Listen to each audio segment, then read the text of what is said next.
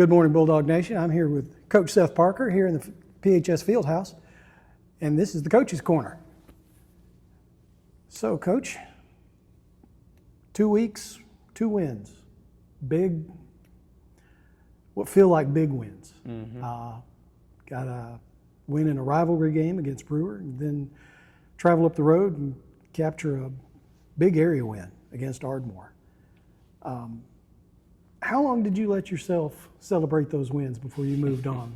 Did you follow the 24-hour rule, or? Yeah, I mean, man, I don't know. It's probably about probably more like 12 hours. Maybe a little bit longer than 12 hours.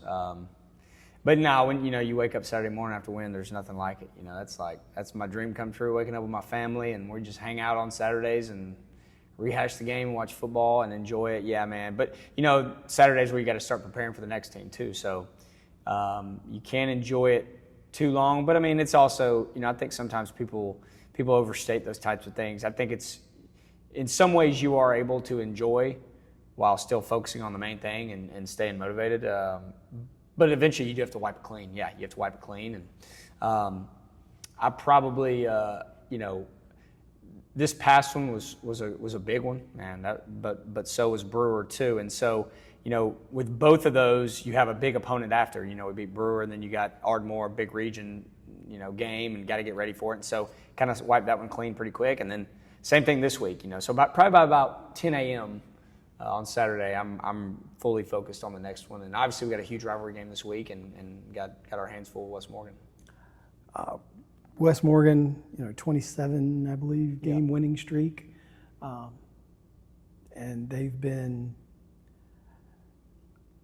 undefeated for the last 3 regular seasons. So it's, that speaks for itself. It's going to be a major challenge.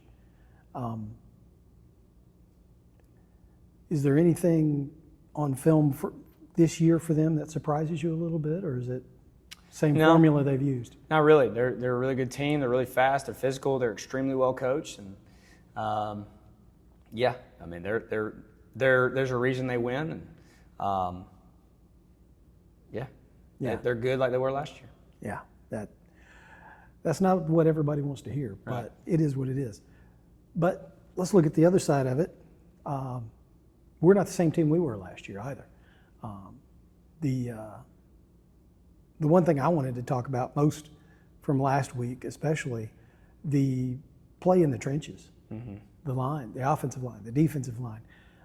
Those were some big boys that they had to move around, and they did. Yeah, they did, man, and it was fantastic. I thought they dominated on both sides of the ball.